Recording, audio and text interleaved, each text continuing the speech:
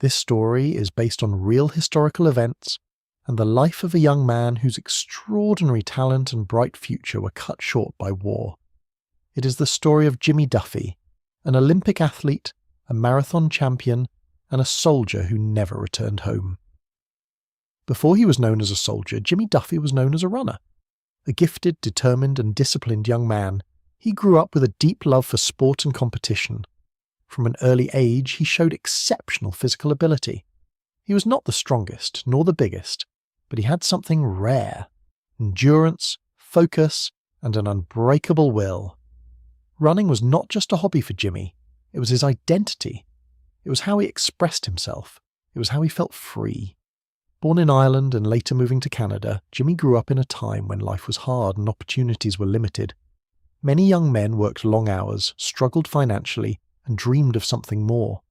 For Jimmy, that something more was sport. He trained relentlessly. Early mornings, cold weather, long distances, empty roads. While others slept, he ran. While others rested, he pushed himself further. Slowly, his talent began to attract attention. He started winning races, then more races, then major competitions. People noticed his determination. They noticed his stamina. They noticed that he never gave up. In 1912, Jimmy achieved something extraordinary. He qualified for the Olympic Games. Representing Canada, he travelled to Stockholm to compete against the best athletes in the world. For a young man from a modest background, this was a dream come true. Standing among international champions, wearing his country's colours, knowing that millions were watching. He was no longer just a local runner, he was an Olympian. Although he did not win a medal, his performance proved that he belonged among the world's elite. He gained respect, he gained confidence, and most importantly, he gained motivation. After the Olympics, Jimmy continued to train and compete. His biggest triumph came in 1914. The Boston Marathon, one of the most famous and demanding races in the world. Thousands of runners, miles of difficult terrain, exhaustion, pain, and only one winner. Jimmy Duffy won. He crossed the finish line first. He became a champion. Newspapers praised him. Crowds cheered. His name appeared in headlines. He had reached the peak of his athletic career. At just 24 years old, his future seemed limitless. More races, more victories, more fame, possibly even another Olympic Games, a life built around sport and success. But history had other plans. In 1914, Europe descended into war. What many believed would be a short conflict turned into one of the deadliest wars in human history. World War I began. Countries mobilized, armies formed. Young men were called to serve. Patriotic speeches filled newspapers. Posters encouraged enlistment, honor, duty, sacrifice. These words were everywhere. Like many young men of his generation, Jimmy felt a strong sense of responsibility. He had represented his country in sport. Now he felt called to serve it in war. He did not hesitate. He enlisted in the Canadian Army. He traded his running shoes for military boots. His athletic body became a soldier's body. His discipline became military discipline. His endurance became survival. Training camps replaced stadiums. Rifles replaced medals. Marching replaced racing. Yet in many ways his athletic background helped him. He was physically strong. He was mentally resilient. He was used to pain and exhaustion. He adapted quickly. Other soldiers admired his fitness. They respected his determination. He was not arrogant. He did not boast about his achievements. He was humble, focused, reliable. When he was sent overseas to Europe, Jimmy entered a world completely different from anything he had known. The Western Front, endless trenches, mud, rats, cold, fear, shell fire, death. The romantic ideas of war disappeared instantly. There was no glory, no adventure, only survival. The trenches were narrow and filthy. Water collected in holes. Clothes never dried. Food was scarce. Sleep was interrupted by explosions. The smell of smoke and decay was everywhere. Jimmy, who once ran freely across open landscapes, now lived underground. He watched friends die. He saw bodies torn apart. He heard screams in the dark.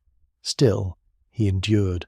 just as he had endured difficult races, just as he had endured exhaustion. But this was different. In sport, pain had purpose. In war, pain was meaningless. Jimmy wrote letters home. He did not describe everything. He did not want to worry his family. He spoke about comradeship, about staying strong, about hoping for peace. But between the lines there was fear and fatigue and longing for a life that seemed very far away. In April 1915, Jimmy's unit was stationed near Ypres in Belgium. This area would soon become the scene of one of the most terrifying battles of the war, the Second Battle of Ypres. It was here that poison gas was used on a large scale for the first time, a new kind of horror, a weapon that turned air itself into a killer. One night, without warning, clouds of greenish-yellow gas drifted toward the Allied trenches. Soldiers did not understand what was happening. They had no proper protection. Some tried to cover their faces with cloth. Others ran. Many simply collapsed. The gas burned their lungs. It blinded them. It suffocated them. Panic spread. Chaos followed. Jimmy and his comrades were thrown into a nightmare. They struggled to breathe. They tried to help each other. They tried to hold their positions. Despite the terror, many soldiers stayed and fought. They knew that retreat would mean disaster. During the fighting near Ypres, Jimmy was hit. The exact details are unclear. Like so many deaths in war, it happened suddenly. One moment he was alive. The next, he was gone. On April 23, 1915, Jimmy Duffy was killed in action. He was only 24 years old, 8 days before his 25th birthday, one of the world's best marathon runners, an Olympic athlete, a champion, dead in a muddy field, far from home, far from stadiums, far from applause, far from dreams. News of his death reached Canada weeks later. Another letter, another name, another loss. For his family, it was devastating. For the sporting world, it was shocking. For his friends, it was unbearable. A life full of promise had ended in silence. There was no medal ceremony, no victory lap, no farewell race, only a grave in foreign soil and memories. Jimmy's story represents thousands of others, young men with talent, with ambition, with futures, who were swallowed by war, artists, athletes, students, workers, fathers, sons, all reduced to statistics. But behind every number was a person, with hopes, with fears, with loved ones. Jimmy could have become one of the greatest distance runners in history. He could have inspired generations. He could have competed in more Olympics. He could have lived a long life. Instead, he became part of a lost generation, a generation that gave everything and received nothing in return. Today, his name is not widely known.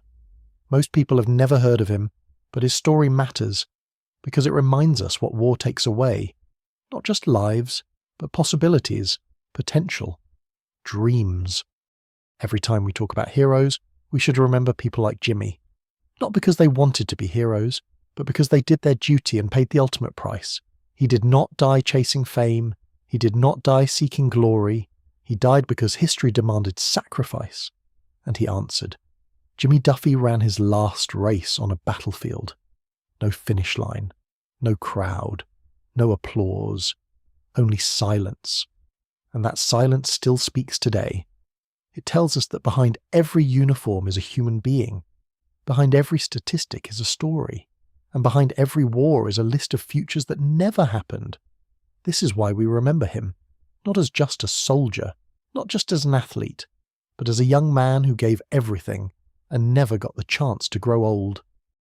This story was based on the book Jimmy Duffy, Champion in the Trenches by Geert Spillebeen, which tells the powerful and heartbreaking story of an athlete whose life was changed forever by war. Thank you so much for watching until the end. I truly appreciate your time and support. If you enjoyed this kind of historical storytelling, don't forget to like this video, subscribe to the channel, and turn on notifications for more true stories from history.